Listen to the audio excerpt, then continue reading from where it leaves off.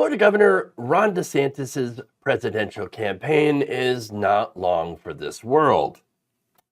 According to an analysis of his polling and some recent controversies, I think the guy's done.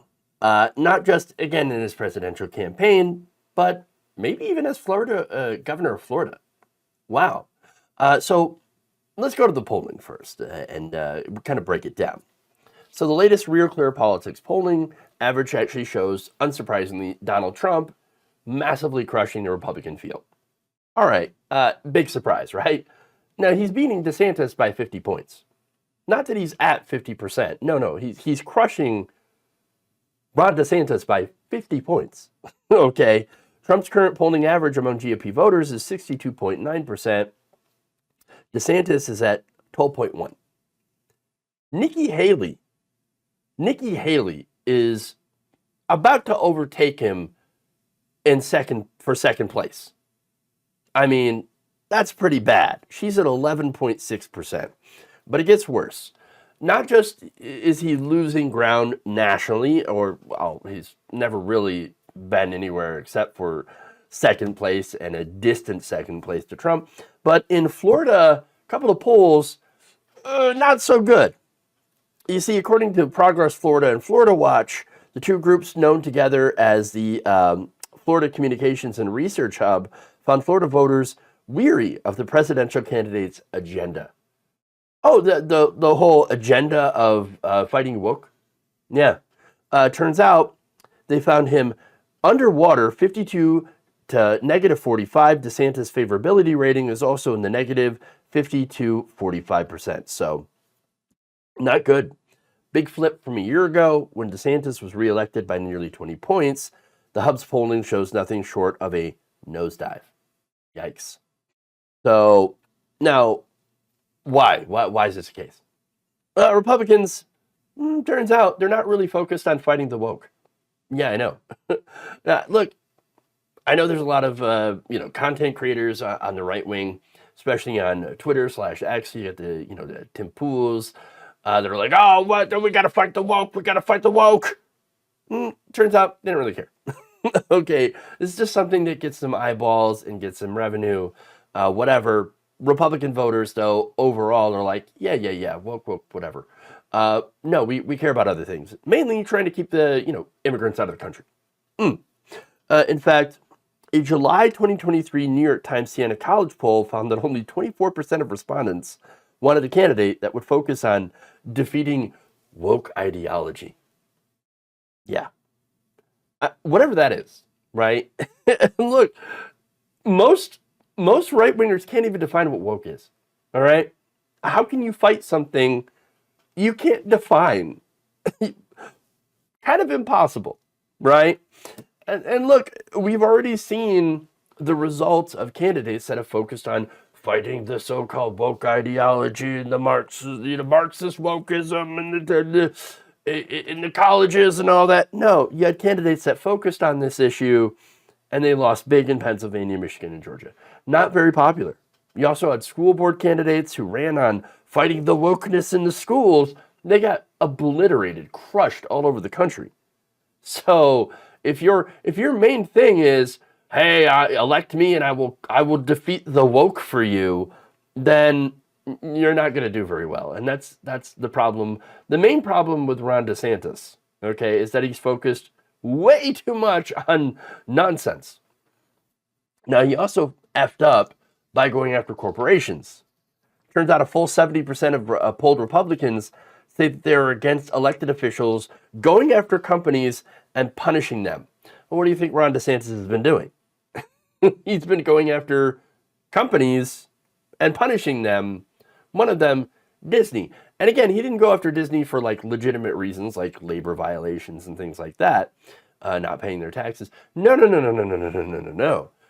He went after them for being woke. Okay.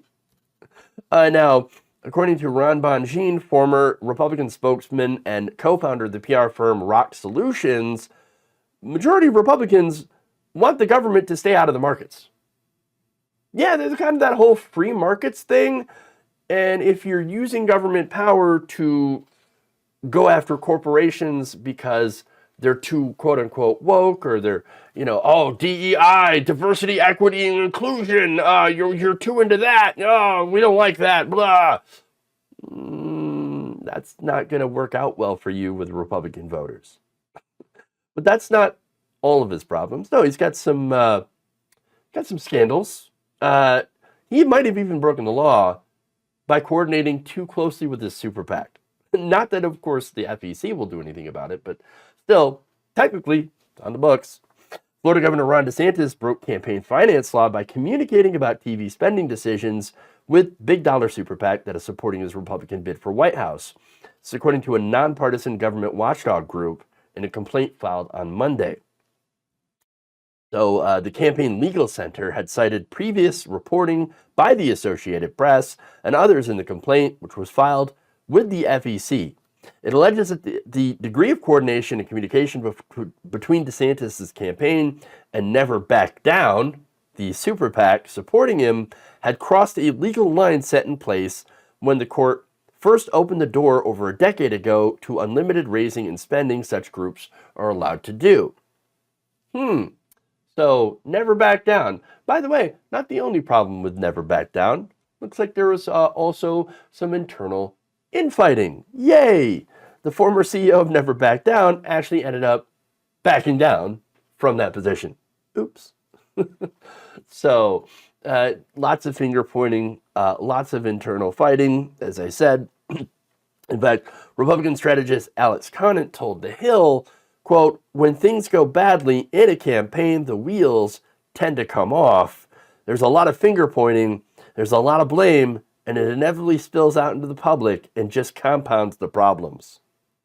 Now, The Hill adds that the Washington Post story, which laid out a string of recent exits and firings at the super PAC, tensions with the campaign, and allegations of a troubled structure, read like a post-mortem.